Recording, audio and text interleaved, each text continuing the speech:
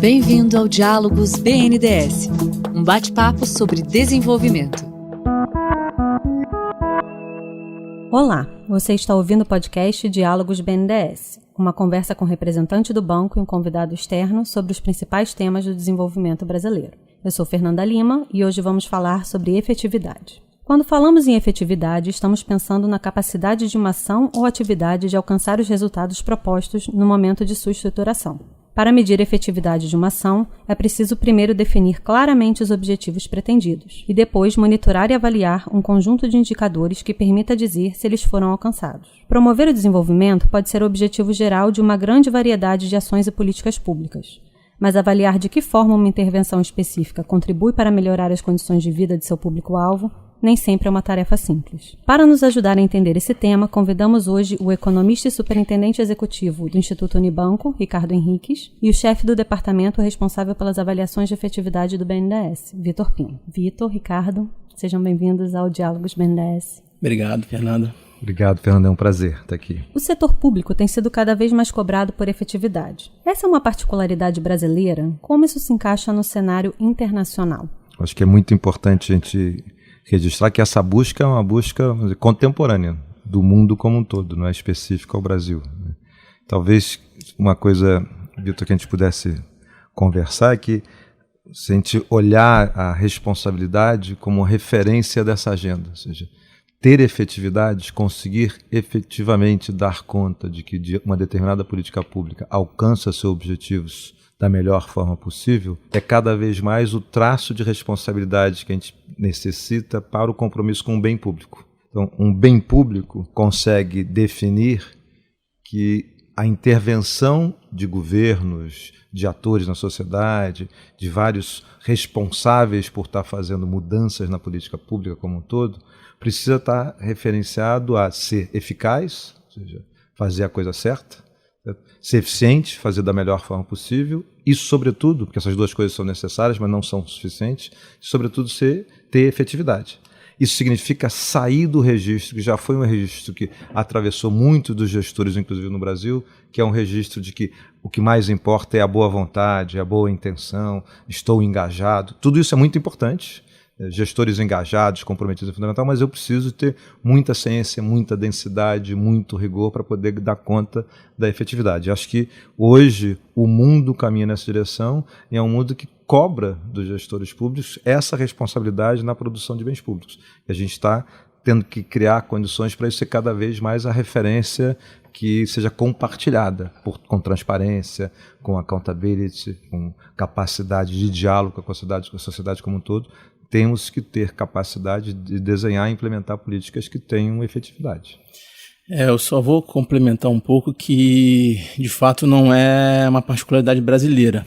Outros países, no mesmo estágio de desenvolvimento, já têm algum sistema de monitoramento, talvez até mais avançado que o nosso, né? A gente pode citar o caso do México, do Chile, com certeza, que tem objetivos, às vezes, mais explícitos, né? Alocação do orçamento, tornar um orçamento público mais flexível, levando em consideração o quanto que cada política pública consegue, de fato, transformar uma realidade específica para a qual ela foi desenhada. No Brasil, a gente ainda está em alguns estágios iniciais, mas já temos iniciativas que a gente pode até destacar. O próprio Ministério do Desenvolvimento Social tem excelentes avaliações históricas sobre o Bolsa Família, por exemplo.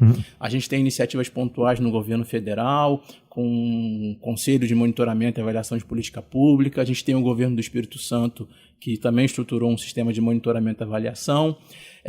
Mas, por vezes, a gente vê que no Brasil isso ainda é uma atuação muito de nicho. Eu destacaria, e talvez o Ricardo pode até complementar melhor, que a área de educação no Brasil é uma área que a gente monitora muito. Tem bons indicadores, tem muita avaliação, e isso, de alguma forma, volta e retroalimenta a formulação de política pública.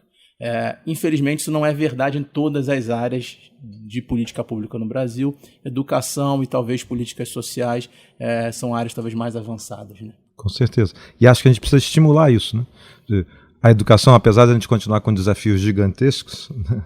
Temos muito a fazer na educação brasileira, pública e privada, a gente hoje sabe com muito mais consistência onde estão os gargalos, quais são as principais razões para os limites que nós fizemos, ou seja, a capacidade de monitorar, e acho que a gente vai conversar mais, monitorar é tão importante quanto avaliar, a gente precisa fazer os dois movimentos, a capacidade de monitorar de forma constante, com bons indicadores, e ter sistemas de avaliação das mais variadas tipos e formas, eles permitem tomar decisões melhores. Certo? Então a gente ainda não conseguiu fazer as movidas que são necessárias na educação, mas a gente tem hoje que eu falo nos últimos 20 anos, uma capacidade, um repertório de entendimento da educação muito mais fino e muito mais comprometido com a questão fundamental da efetividade do que tínhamos antes. Isso aumenta o sentido de responsabilidade, vou dizer, e a capacidade de tomar decisões consistentes, né? A gente deve falar mais sobre isso, mas em última instância está associado assim, como produzir conhecimento para viabilizar melhores decisões comprometidas com essa responsabilidade pública, comprometidas com o cidadão, comprometidas com a transformação que a gente precisa, social, política, que a gente precisa fazer. Né? Então, voltando um pouquinho, né? Para serem bem-sucedidas, essas políticas têm que identificar de forma correta os objetivos e o público que pretendem atingir. Como os governos e a administração podem fazer com que isso aconteça? De uma forma, acho que prévia até ao monitoramento e avaliação. Contando um pouquinho da nossa experiência aqui na prática, uma das coisas mais difíceis de monitoramento e avaliação é fazer uma boa avaliação ex ante. Para traduzir em bom português, é definir objetivos, definir os indicadores que você vai utilizar e definir quais são as suas metas. Porque parece algo simples, mas a formulação de política pública, o Ricardo até comentou um pouco do histórico brasileiro, às vezes ela é feita na boa vontade, né? Eu quero atingir um objetivo, eu quero mudar uma realidade, mas você precisa parar um pouco para pensar, será que já foi feito algo parecido? Será que esse objeto de política pública que você vai usar é o melhor? Será que já teve fracasso ou sucesso? Eu consigo replicar um sucesso? Às vezes, sucessos são casos particulares, regionais, que você não consegue replicar. A avaliação ex ante, eu diria que é algo fundamental que precisa ser disseminado na formulação de políticas públicas brasileiras. E eu daria um enfoque, sobretudo, para governos regionais, estados e municípios, que cuidam diretamente de educação, saúde, segurança, que é algo que a população vê no seu dia a dia, né, de forma mais clara. Para tornar uma política pública melhor, mais focalizada, a melhor coisa a fazer hoje, no estágio que a gente está, seria exigir, de fato, que qualquer novo programa, qualquer nova política tenha muito claro um desenho do que quer ser atingido. Objetivos, indicadores e metas, assim, o mínimo, né? Isso é fundamental. Você está falando, me lembrei, tem uma frase clássica do Einstein, que ele diz que se eu tivesse que resolver um problema em 1 hora, isso fosse vital, isso definisse a minha vida, eu ia passar 55 minutos para definir quais são as questões que eu tenho que responder. Tá certo? E os últimos 5 eu resolveria ela. Tá certo? Então, esse compromisso que a gente tem de transformação quer dizer que o desenho da política pública na largada, na sua origem, ele tem que ser capaz de formular os objetivos da forma mais consistente. Do ponto de vista que a gente está conversando, uma boa política pública, quando ela é desenhada, ela tem associada imediatamente o seu sistema de monitoramento, o sistema de avaliação. Certo? Porque ela tem um compromisso na largada sempre de se aperfeiçoar. Como a referência à efetividade, se aperfeiçoar quer dizer o tempo todo estar questionando se aquela política está conseguindo incidir de acordo com aquilo que você estava querendo. Então, se você não definir bem os objetivos, você ataca como se fosse numa mancha. Muitas coisas são possíveis. E como a cultura ainda é a cultura da boa vontade, do esforço, a gente não está falando de corrupção, não está falando de leniência, não está falando de gente que não está interessada, está falando da maioria dos gestores públicos que estão interessados em fazer mudanças reais. Exatamente. Isso é a maioria do corpo da burocracia de Estado desse país, das pessoas que são dedicadas, são comprometidas. No entanto, esta cultura de que o compromisso é suficiente, de que a boa vontade é suficiente e que tem como corolário lá na frente, eu fiz tudo o que era possível e não deu, essa ideia não é mais possível de ser mantida na política pública. Então, por isso que você tem que, na largada, no início, você tem que formular bem as hipóteses, formular bem as questões, entender qual é o teu objeto, diante do teu objeto, qual é a intenção que você quer. Você tem dilemas de políticas públicas, se você tratar eles totalmente indiferentes, você não vai saber quais são os teus objetivos. Você quer, vou exemplificar, você quer resolver o problema do transporte, porque porque você quer fazer com que o custo de transporte reduza, você quer fazer com que as pessoas cheguem na hora prevista, ou quer fazer que elas se desloquem em menos tempo. Se eu não conseguir fazer uma escolha sobre essas variáveis, saber como elas se compõem, eu não sei direito como é que eu estou desenhando essa política. Mas eu tenho que ser capaz de, na largada, definir objetivos, e aí vem todo o encadeamento disso, porque com bons objetivos e com boas metas e com bons indicadores, eu vou começar a desenhar o programa. E aí eu vou ter que monitorar o que está acontecendo, o que acontece, se é bem feito, se não é bem feito, se tem as implicações, e aí os dilemas aumentam, porque eu posso estar fazendo coisas que são bem feitas e que não geram resultados, né? Aí nós temos que o tempo todo estar atentos para a diferença entre o que são as entregas, o que são os produtos e o que são os resultados dessas entregas. Muitas vezes a gente está fazendo coisas que geram coisas, acontecem coisas, temos entregas e elas não geram os resultados que eram o objetivo inicial. Qual é a grande questão que a gente tem que fazer? Como é que eu, ao entender isso, redireciono? Como é que eu corrijo rotas? O maior desafio de um bom sistema de gestão de um projeto e de um programa, e sobretudo um programa em larga escala, sobretudo em larga escala em cenários heterogêneos, é diante de objetivo e um bom monitoramento e boa aviação, quais são os momentos que eu me dou o direito responsável de corrigir rotas, de aprender com o que eu aprendi, com o que eu monitorei, aprender com o que eu avaliei e mudar aquilo que é necessário fazer, né? Mudar o que é necessário. E de fato, assim, a princípio, quando se olha para monitoramento e avaliação, nessa discussão parece que ela é burocrática, né? Mas quando o sistema de fato funciona, como o Ricardo estava descrevendo, ele torna um setor público mais inovador, porque você supõe que você vai descontinuar políticas públicas, modificar políticas públicas, trazer novas formas de fazer, mudar os objetivos, não necessariamente insistir em fazer o que você sempre fez pode ser o caminho correto. Vou dar um exemplo prático hoje de reposicionamento do próprio BNDES na parte de infraestrutura. Durante muito tempo, o Brasil, não só o banco, mas sim, o Brasil, sobretudo, teve grandes planos de infraestrutura, de gastos diretos, de crédito, de financiamento, de projetos com gasto público. E hoje o que a gente sabe é que, apesar de todo esse gasto público, todo esse envolvimento do setor público, a gente ainda tem situações dramáticas como no saneamento no Brasil. O diagnóstico hoje, o que a gente precisa, na verdade, é mudar um pouco essa política pública, mudar o foco de gasto e financiamento, esse binômio, para uma estruturação de bons projetos que atraiam players que consigam executar esses projetos de forma adequada.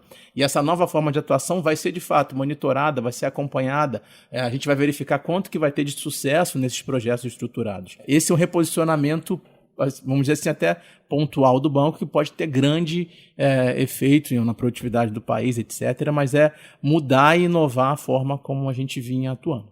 Esses exemplos são fundamentais, né? Quanto mais complexo o sistema, mais sutil e sofisticado você tem que ter nesse desenho de entendimento, monitoramento e avaliação para depois saber onde é que você faz as mudanças. Senão é muito comum você se manter, perpetuar a tua hipótese inicial e você se degladiar com o real. Não está acontecendo o que eu esperava, e você não consegue explicar e você fica batendo contra a parede, né? Então, quanto mais o complexo é o sistema, mais você tem que reconfigurá-lo e pode fazer isso que o Vitor está falando. Você pode redesenhar completamente a tua intenção original, dada a tua intenção original, qual é o sistema de incentivos que você tem, quais são os atores que têm que estar envolvidos, quais são as variáveis que têm que ser levadas em consideração. Por vezes você pode realmente reconfigurar todo o programa, porque você está avaliando ele e está vendo assim, poxa, a gente está fazendo um esforço enorme, coerente, consistente, dedicado, só que não gera resultados. Então eu tenho que ser capaz de mudar, né? Pensando nessa questão das ações que muitas vezes são de longo prazo, né, quando a gente está falando de política pública, apesar de requerer mudanças no meio do caminho, né, e nas mudanças de gestão que ocorrem no setor público.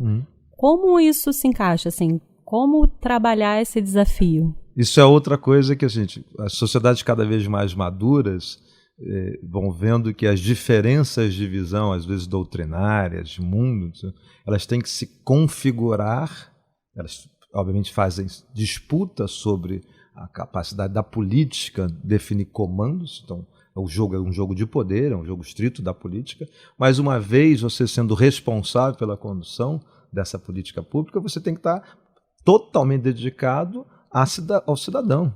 Você tem que estar totalmente dedicado a essa ideia da efetividade. Então, quando você sai da armadilha de que é o que eu acho que eu pensei, eu tive uma ideia, que é muito comum na política. Eu tive uma ideia e faço essa ideia. Né? Hoje acordei e estou achando que pode ser assim. Você tem que sair totalmente dessa história. Você tem que estar muito ancorado em evidências da literatura, muito ancorado em experiências. Você tem que qualificar o que são evidências, quais são as evidências relevantes para o teu problema. Tá certo? E aí o que vai acontecendo? Você vai produzindo, ao invés de produzir polarizações irrelevantes, você vai produzindo aproximações sucessivas em nome de garantir que a tua intervenção seja efetiva. Certo? Então, quanto mais a gente consegue fazer isso, mais as agendas de políticas públicas consequentes atravessam o longo prazo, certo? Mesmo com alternâncias legítimas e necessárias da condução do poder. A oscilação viabilizada pela democracia, em momento algum, devia estar ou atacada ou violando os elementos que têm a ver com a efetividade, que são referidos a bem-estar, que são referidos à garantia do direito, que são referidos à cidadania. Esses tinham que ser. O governo tem alternância de governo e você mantém por outro caminho, por outro enfoque, a mesma intencionalidade. Né? Mas para isso a gente tem que ter, só para a gente voltar à coisa dos objetivos da avaliação, a gente tem que mobilizar um referencial de avaliações bastante sofisticado, certo? E tem que estar disponível para todo mundo. Né? Acho que o BNDES faz isso muito. Quer dizer, tem que estar disponível para atores diferentes, tem que ser transparente com isso. O que eu estou medindo, como é que eu estou medindo, porque se você não for transparente, essa ideia do longo prazo também se perde, né? Porque fica meio, não, só eu sei, bota debaixo do braço. Então, aí, isso, obviamente, não é crível, não gera reputação alguma, não gera confiança para quando você tem alternativa de poder, o cara seguir com aquelas informações. Ele acha que isso foi uma invenção, quando não é, né? Eu vou reforçar um ponto, né, do Ricardo, transparência, né? Porque toda e qualquer política pública, ela tem que ser avaliada à luz dos seus objetivos, né? Dos custos e benefícios que ela gerou para a sociedade, mas à luz dos seus objetivos, né? Porque, de fato, as escolhas das políticas públicas são feitas de forma democrática, conforme a gente vê a alternância de governo. Não é à toa que essa discussão de monitoramento, avaliação, tem sido tão presente em discussões do Legislativo brasileiro. A gente vê muito a Câmara dos Deputados, o Senado Federal, discutindo isso. Tem projeto de lei para tentar institucionalizar algum sistema de monitoramento no Brasil, uma série de novas medidas para tentar tornar mais efetiva o conjunto de políticas públicas. O que a gente tem que ter um pouco de atenção é que todo e qualquer sistema tem que levar em consideração que a avaliação em si, que talvez seja o último estágio, ela demora. Ela não é algo de curto prazo. Né? O monitoramento é mais tempestivo. Você tem indicadores anuais, às vezes semestrais, mas a avaliação demora. Então, o mínimo que você tem que ter é, na verdade, algum compromisso de todos esses atores envolvidos de que a gente vai levar em consideração as evidências produzidas por esse sistema. Mas a gente não pode deixar de lado, de forma alguma, achar que a gente vai eliminar ou retirar o caráter político das escolhas da sociedade. Não, isso vai estar presente.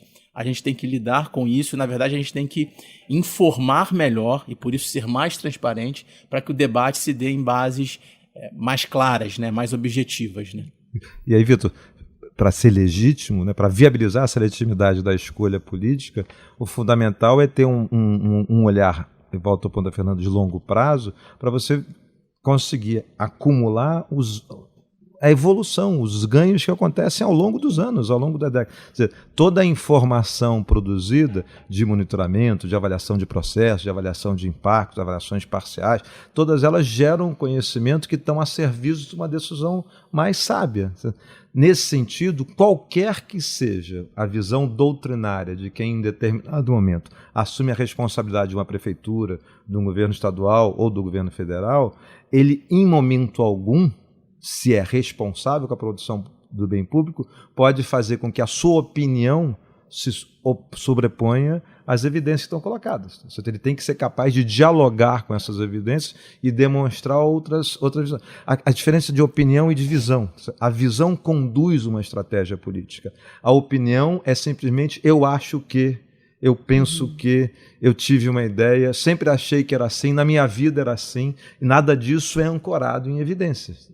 Essas posições que são estritamente uma opinião não ancorada ou na literatura, ou na teoria, ou em evidências, e com a complexidade que as evidências trazem, ela, quando incide no processo decisório, ela gera muito mais ruído e reduz a efetividade do que contribui para mudar. Certo? Então, a história promove a capacidade de a gente ficar cada vez mais sábio frente ao passado, certo? E ir acumulando conhecimento sobre uma política específica, sobre algum momento, e sempre, por isso que é muito importante a ideia de que vou sempre agregando valores, vou sempre aumentando a qualidade desse processo. Mesmo quando a avaliação descobre, identifica e a categoria diz que uma coisa não funcionou, isto em si não quer dizer jogue-se tudo fora. Tá certo? Pode ser, vamos redefinir, porque uma determinada ângulo não estava feito, não estava pensado. Então, a sabedoria do longo prazo é uma sabedoria sempre do compromisso com essa produção de bem público, com essa visão de que a gente tem que garantir cidadania, direitos, mais qualidade, em qualquer dimensão da agenda, né? Essa parte das atividades de monitoramento e avaliação, elas têm um impacto financeiro.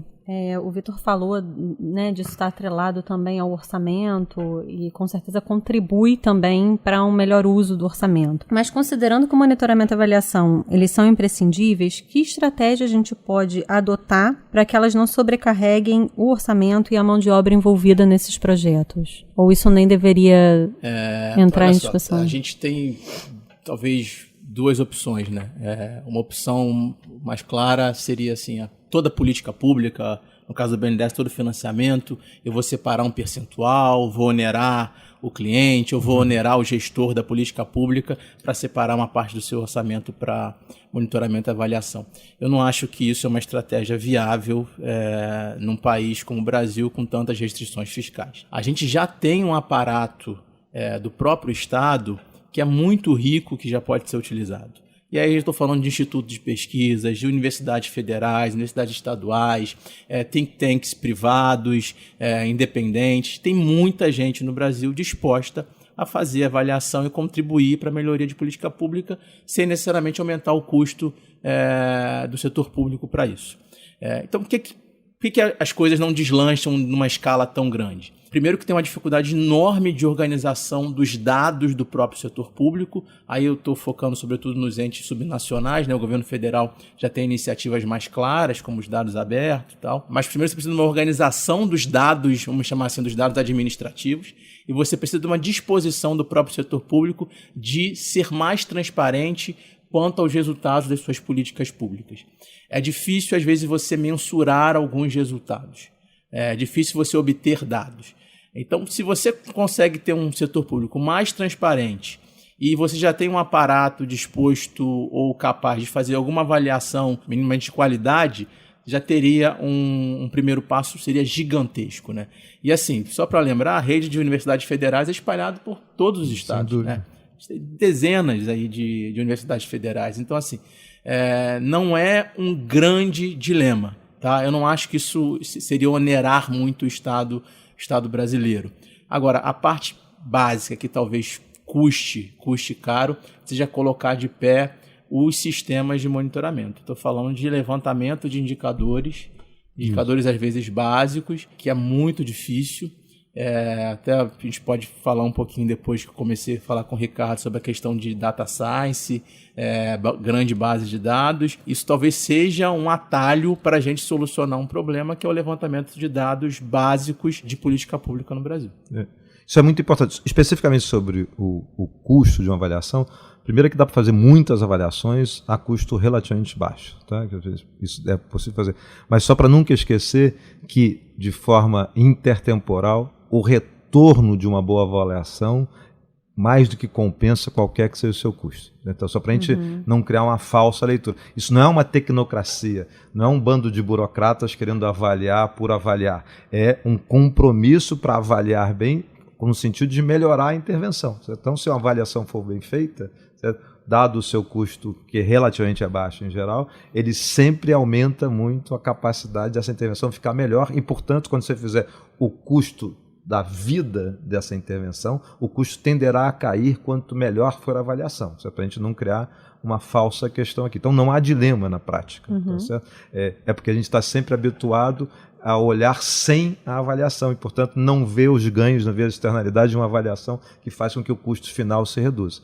Agora, além disso, o ponto do Vitor aqui é fundamental, porque a gente tem um bom sistema de indicadores em várias dimensões, né? O IBGE é uma instituição de altíssima qualidade, coleta informações em vários campos que são relevantes e com muito controle de qualidade. Faltam outras, obviamente, várias áreas a gente não tem. Mas a gente precisa, talvez aí já conversando essa coisa que o Vitor está falando sobre Data Science, é o seguinte: a gente precisa ser capaz de, para estruturar uma agenda de monitoramento e avaliação, separar analítica e empiricamente o que é um dado, o que é uma informação e o que é um conhecimento. A gente mistura essas coisas todas. Então a gente precisa ser capaz de sensibilizar os gestores públicos, eu diria mais os gestores públicos, a sociedade como um todo, que produzir informações básicas que darão dados minimamente objetivos sobre qualquer intervenção é bom para a sociedade como um todo.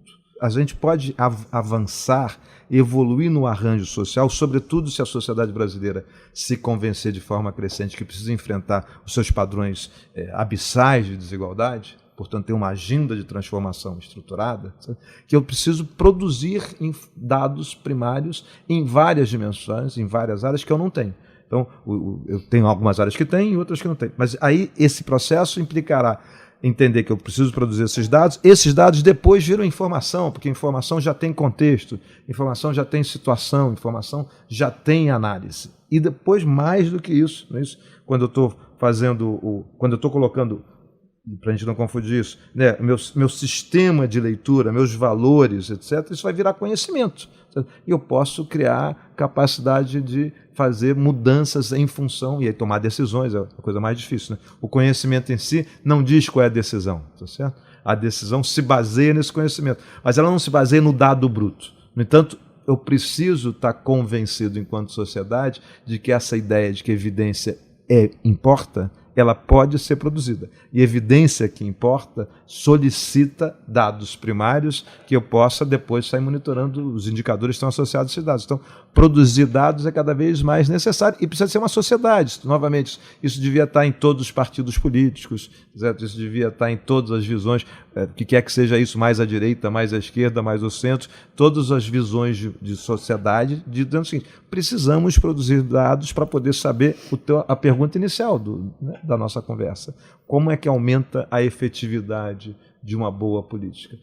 Quanto menos dados eu tiver, menor informação eu vou ter, menor conhecimento sobre aquela realidade eu vou ter e, portanto, as decisões serão mais intuitivas, serão mais tempestivas. Isso não é um demérito da intuição, ao contrário. O barato da intuição é como é que a intuição se dá sob altíssima base de conhecimento. Se eu tenho conhecimento muito forte, entendo aquela realidade, a intuição, que tem a ver com a prática, que tem com a vivência, ela é capaz de fazer um discernimento mais sábio do que sem o conhecimento instituído, tá certo? É isso que... Agora, fazer isso a baixo custo, acho que aí depois, não sei se é hoje, mas algum dia a gente tem que conversar, passa por uma estratégia realmente de inteligência artificial, data science, a serviço do tratamento dessa informação e capacidade de você, para além da mineração de dados, conseguir dar conta de trabalhar em larga escala e gerar conhecimento, né, gerar informação para produzir conhecimento que sejam úteis. E aí o mundo se abre. Mas não basta o 5G para o mundo se abrir, tá certo? Eu preciso produzir os dados iniciais ali, tá certo?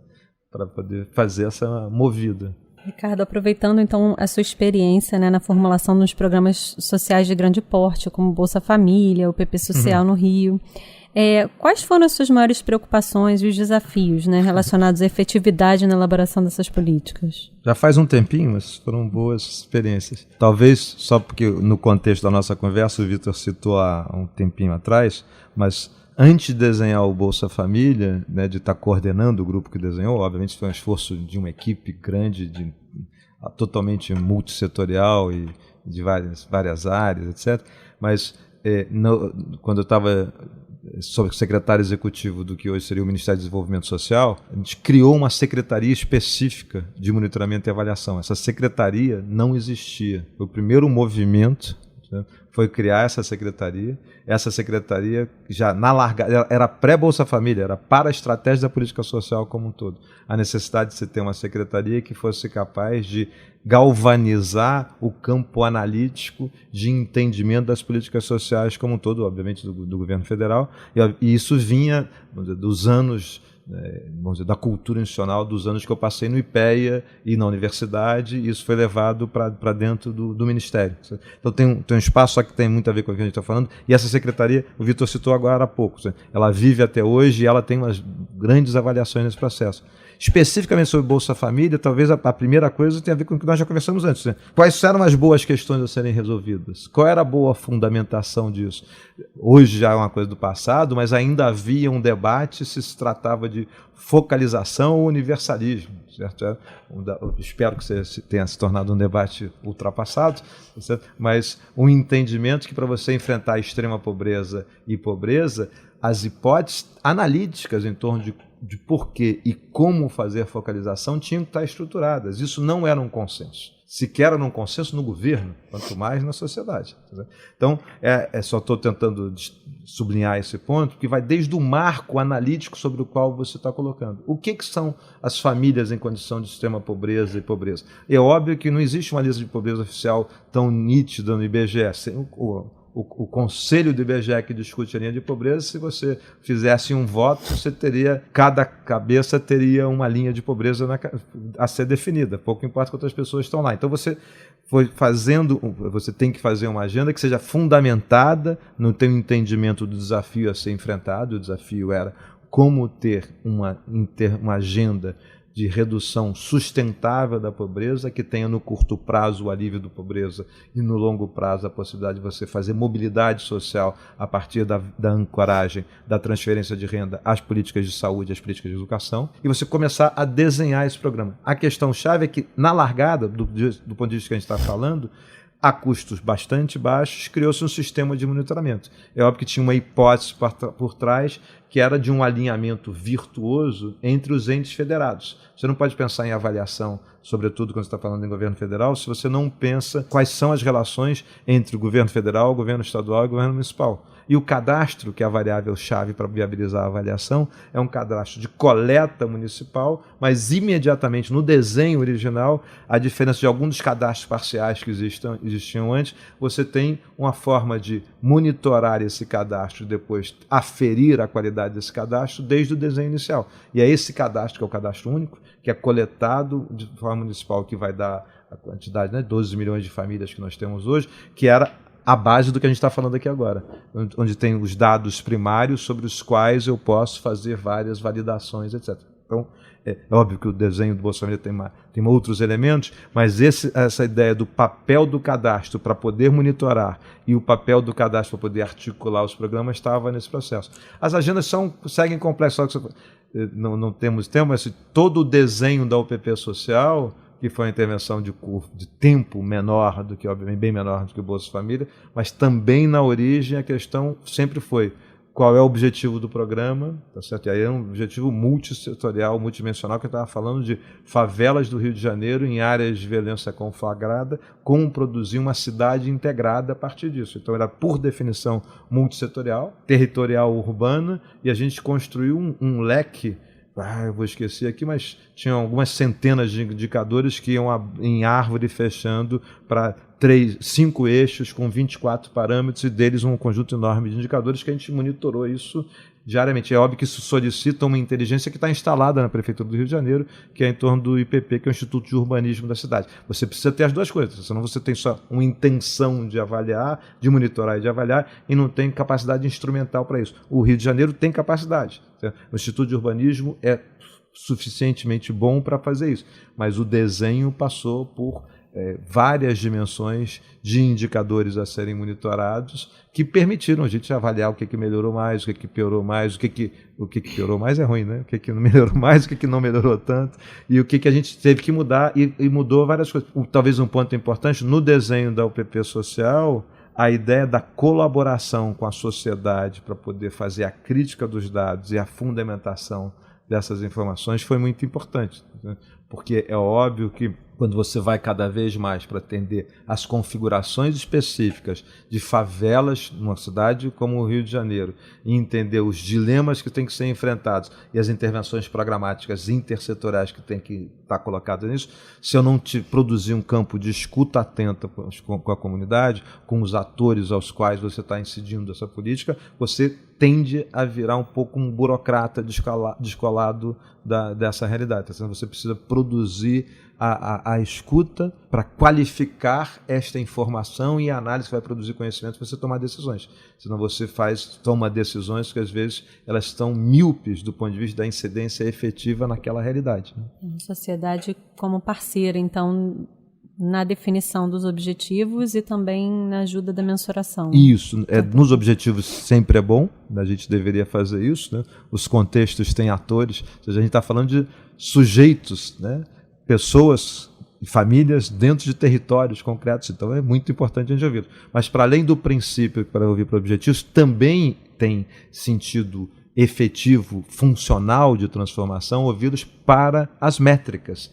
As métricas não se dão só pelo campo de uma sabedoria técnica. É incontornável excelência técnica para definir as boas métricas, no entanto, é necessário uma escuta atenta dos beneficiários da intervenção, ou seja, da sociedade como um todo, beneficiários ou não, é uma visão de espaço público que não é só governamental, em que a sociedade civil está implicada, que o setor privado está implicado, que a gente tem que ouvi-los para qualificar melhor essas métricas e, portanto, qualificar melhor os indicadores que serão monitorados e que serão a referência para as tomadas de decisão futura.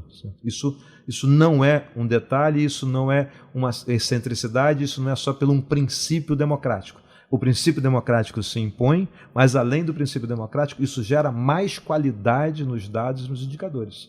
Isso é importante a gente tratar disso, senão você perde a força da necessidade de ter transparência por um lado e interlocução com a sociedade por outro. O BNDES vem trabalhando bastante nisso, né, Vitor, na transparência e na escuta da sociedade, e num período mais recente a gente teve alguns marcos em relação à efetividade, né? Você poderia falar um pouquinho? O banco vem, na verdade, com uma agenda de transparência muito forte desde lá de 2009, 2010. A gente tem uma série de eventos externos ao banco, o próprio banco sendo objeto intenso do debate político, debate econômico no Brasil. Hoje, a nossa situação é uma situação de transparência quase absoluta, eu diria assim, né? Não existe, eu acho, instituição pública no Brasil, empresa pública no Brasil com um grau de transparência tão grande quanto o BNDES, né? A gente já teve a oportunidade de falar um pouco disso em outros fórum do Brasil. As pessoas têm interesse para saber do nosso caso. Qualquer informação sobre qualquer operação do banco está disponível. Isso gera uma situação até meio estranha. Hoje a gente tem mais avaliações sendo feitas fora do BNDES do que pela equipe de avaliação do BNDES. Ou seja, tem mais pesquisador independente avaliando o BNDES do que a gente mesmo. Os nossos marcos, assim, eu acho que mais relevantes são a publicação já de 3 relatórios de efetividade, que a gente avança no sentido de tirar um pouco do foco sobre desembolso. O banco sempre teve muita divulgação sobre dados de desembolso. Quanto eu desembolsei para a indústria, para a agropecuária, para a infraestrutura, a gente começa a divulgar indicadores que são mais tangíveis para a sociedade, né?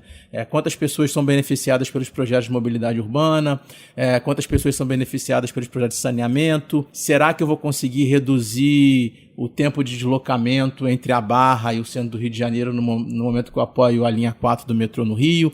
Então, isso é tangível para a melhoria do bem-estar da sociedade, né? O cidadão tem que perceber no seu dia a dia como que uma instituição pública afeta e melhora o seu bem-estar. Então, acho que isso foi fundamental para a agenda do banco. Isso traz muitos desafios para a gente, porque transparência e monitoramento e avaliação é uma agenda um pouco como se fosse uma catraca, né? Você passa, você não volta. Na verdade, as pessoas esperam que você avance sistematicamente, né?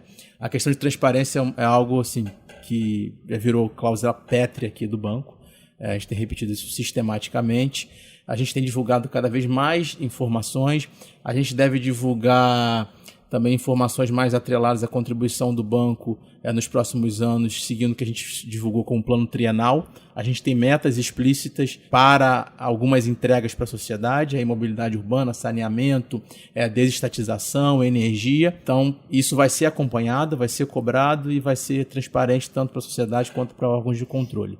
A efetividade dos indicadores, na verdade, agora saíram não só apenas de projetos e programas, elas sobem para o nível corporativo com um comprometimento maior da instituição. Realmente foi assim, foi duro chegar até aqui, mas foi um caminho longo, mas eu acho que foi bom ter chegado até aqui, né? Realmente o resultado final é extremamente positivo. Essa marca da transparência como uma atitude, como você está dizendo, uma cláusula pétrea, é uma enorme virtude, né? E pelo que você está falando, uma virtude que é tributária da história, né? Você vai evoluindo, né? Você define uma estratégia, vai construindo, em algum momento você consegue. O exemplo que você está falando de ter mais pesquisadores independentes do que quadros técnicos no banco fazendo avaliação é extremamente positivo, né? Porque a transparência não é só sobre a informação do dado final, é sobre o uso das informações, né? E você conseguir ter usos e estar fazendo check and balance, checando, rechecando, tendo outros olhares. E aí, por isso que é uma virtude, né? As inteligências múltiplas, alguém tem um ângulo novo e com esse ângulo novo te dá novas sugestões e você aprimora mais. Essa atitude é muito importante, né? Porque você sai da visão antiga que já existiu, ela foi muito marcada nos anos 50 e 60, mas atravessou a nossa vida o tempo todo, sobretudo por causa do período da ditadura, e depois ela seguiu, que é a ideia de que a avaliação é só para controle. Ao contrário, né? A avaliação é para produzir essa capacidade de fazer cada vez melhor, aprender com os erros. Essa frase que é fácil de dizer, aprender com os erros, é muito difícil de praticar. Muito difícil de praticar, né? Porque o que você faz com um erro? Primeiro você mitiga ele, né? Você descobre, você resolve o erro, evidentemente. Mas a segunda coisa que você faz, a segunda coisa que você faz é não comete mais aquele erro. Né? Para não cometer mais aquele erro, alguém tem que ser capaz de colocar o erro na sua frente. E, em geral, a nossa cultura, talvez luz, etc., em que o erro me cria constrangimentos, descobrir que não funcionou como eu queria é um problema. Ao contrário, descobrir que não funcionou é uma baita solução, porque aquilo não funcionou, agora não vou cometer mais aquele erro, vou fazer outras coisas. Tenho direito a errar outras coisas, óbvio que eu tenho direito a errar de novo, não tem nenhum problema, mas sobre outra coisa. Então, isso que é virtuoso, que é uma conquista enorme de você ter um sistema de monitoramento, um sistema de avaliação e transparência sobre ele, né? Vou reforçar esse ponto, né? O fracasso traz informação, né? Então a política pública inovadora, ela supõe que você vai ter fracasso e vai ter sucesso. Com certeza. E você vai aprender com isso. E aí, reforçando, mais uma vez, monitoramento e avaliação serve muito para controle, para prestação de contas? Sim, isso é um pilar fundamental. Lógico. Eu diria que a agenda no país, inclusive, ela foi muito empurrada por ação dos órgãos de controle. Mas ela serve muito, e aí a minha preferência, óbvia, é para aprendizado organizacional. A gente tem que juntar essas evidências no final do ciclo, daí tomar uma decisão. O que fazer com a minha política pública? O que fazer daí em diante? O que eu mudo? O que eu abandono? Né? O que eu modifico? O que eu inovo? O que eu escalo? Né? Exatamente. Né? No Brasil, às vezes, a gente começa uma política pública já em tamanho nacional, numa escala enorme, quando a boa prática deveria ser, talvez, projetos pilotos, começar, em alguma medida, monitorar pelo menos o desempenho inicial e aí sim escalar. Então, assim, eu gosto de frisar, monitoramento e avaliação, ele é muito mais útil para aprendizado organizacional do que para qualquer uma das suas outras utilidades. Isso só, vamos seguir esse ponto, que é o seguinte, parte desse erro frequente em áreas distintas no Brasil, que é já começar em escala, tem a ver com o vício original que a gente comentou há pouco tempo atrás, que é atuar e incidir sobre o real a partir daquilo que eu acho sobre o mundo. Então, a minha opinião sobre o mundo domina sobre as evidências que eu tenho sobre o mundo. Então, a grande questão de você fazer, por que você tem que fazer pilotos? Para poder saber quais são as calibragens, né? Onde é que você está melhorando mais, onde é que você está não melhorando tanto, o que eu preciso fazer, o que eu preciso aprimorar. E essa ideia que o Vitor está trazendo da aprendizagem é fundamental.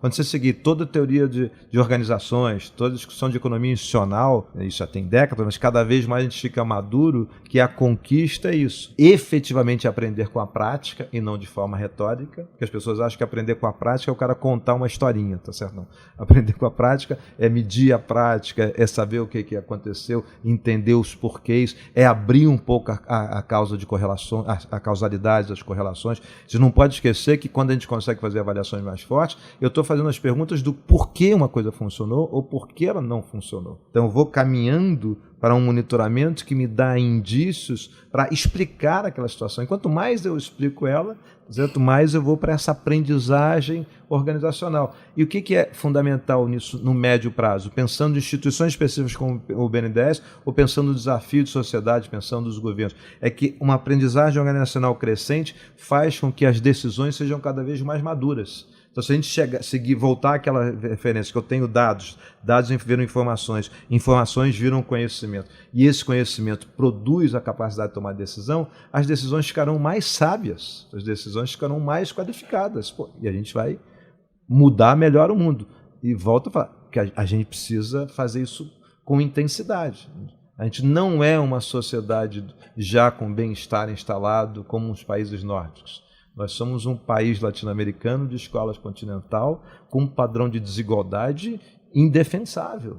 A gente tem que botar o bem-estar como referência. Para isso, o ponto do Vitor da aprendizagem organizacional é vital, porque é de uma instituição específica, mas é do sistema como um todo.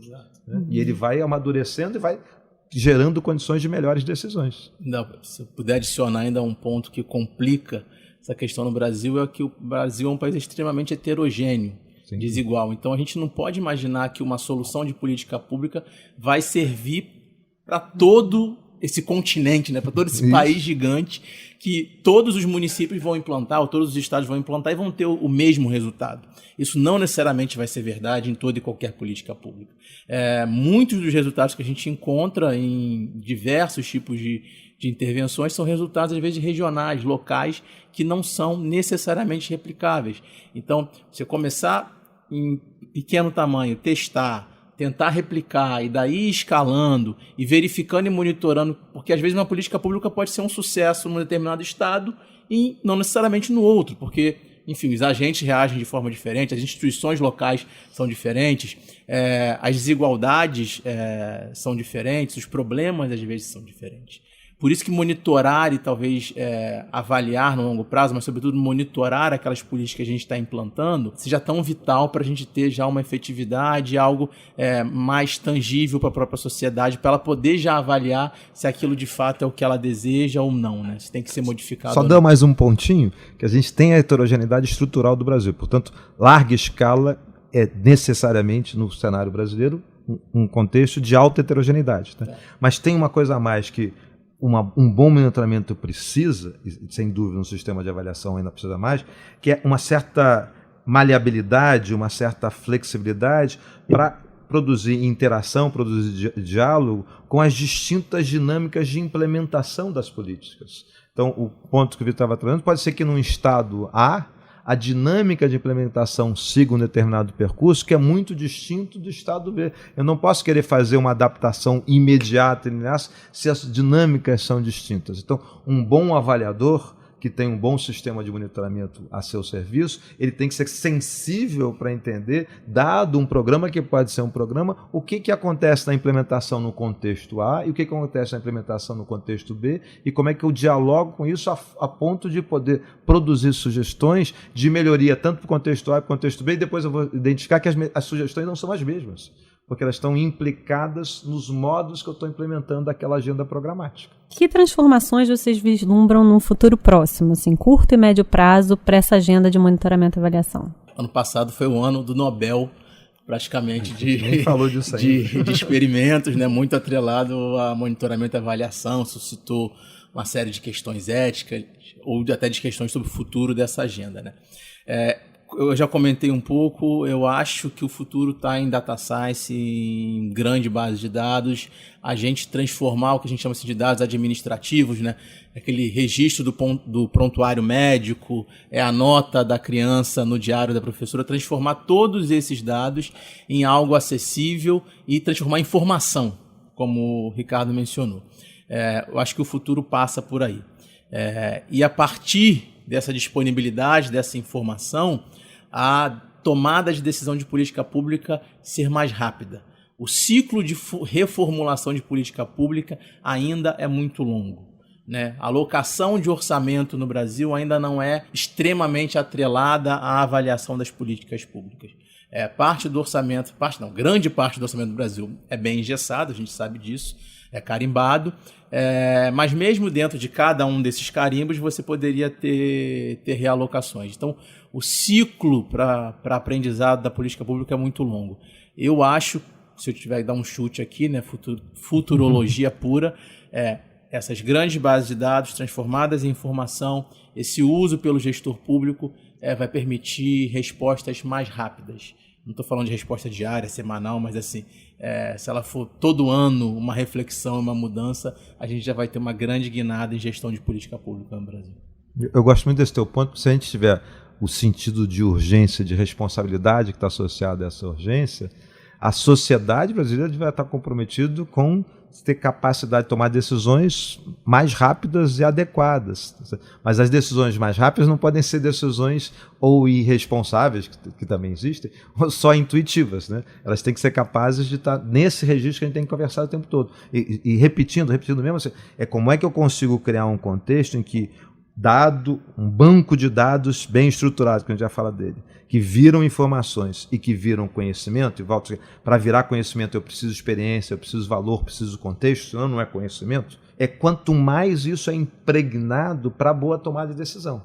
Então, eu acho que um movimento no futuro, antes de falar do data science, etc., é muito importante a gente estar investindo na qualificação dos gestores como um todo, para não só o entendimento, porque às vezes a gente acha que a qualificação do gestor é só para ele entender o dado, entender a informação, né? Para o uso.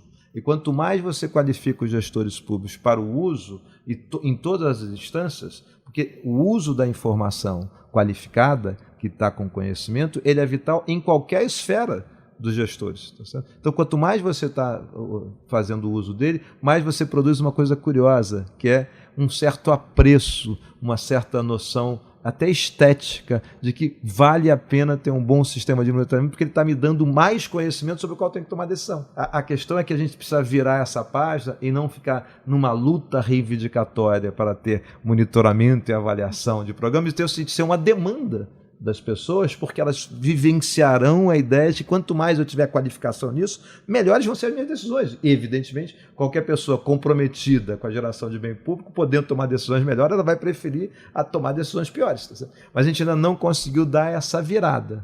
E o ponto específico, talvez, que permita essa maior frequência da tomada de decisão, não dá para ser tempestivo também, né? Mas a gente conseguir ter mais frequência tomar decisões, implica, por um lado, cortar melhor o problema, definir marcos melhores intermediários, tá? Diante de objetivos, diante de metas, conseguir cortar melhor, ter ainda mais inteligência institucional, como o Vitor estava falando antes, da aprendizagem organizacional, mais inteligência institucional para definir objetivos e definir marcadores deles. Então a gente precisa ser capaz de fazer parciais desse processo, que parciais dão maior poder de decisão para esses gestores. Mas para isso é evidente que a gente tem que aproveitar esse novo momento da tecnologia, não achar que a tecnologia é uma panaceia, que é uma salvação de jeito nenhum, mas construir bem esse processo. Como é que a gente estrutura bem as nossas bases de dados? Como é que eu tenho um data warehouse, um DW que captura essas informações de uma forma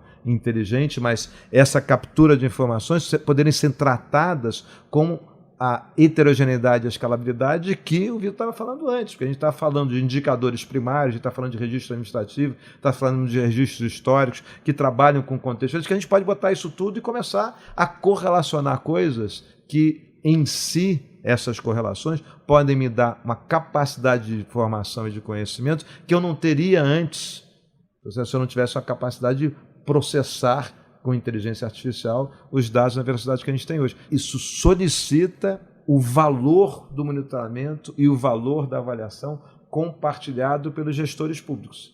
Se isso for entendido como um imperativo da tecnologia, não será utilizado.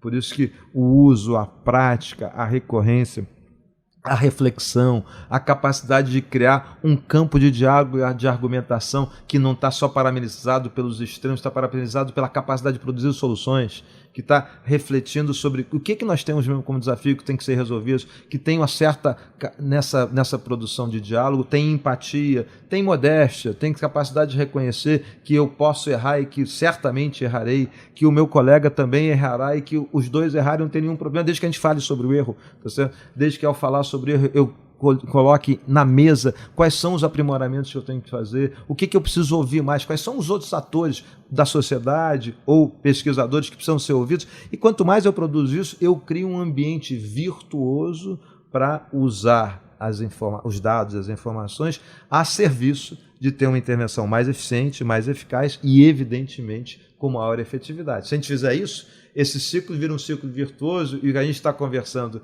que seria assim, uma área de conquista, passa a ser só rotina, passa a ser só referência estrutural e a gente passar a ter um cotidiano de gestão das políticas públicas, do urbano, da infraestrutura, da mobilidade, das políticas sociais, todos esses é incontornável para uma sociedade brasileira comprometida com o bem público ter estruturado um excelente sistema de monitoramento e um relevante, complexo sistema de avaliação. Se a gente chegar a esse acordo, a gente vai mudar de patamar mesmo. Ricardo, Vitor, obrigada. Muito obrigado, Fernanda. Obrigado, Vitor. Obrigada a vocês. Esse foi Diálogos BNDES. Você ouviu o podcast Diálogos BNDES. Para saber mais, acesse bnds.gov.br/blog do desenvolvimento.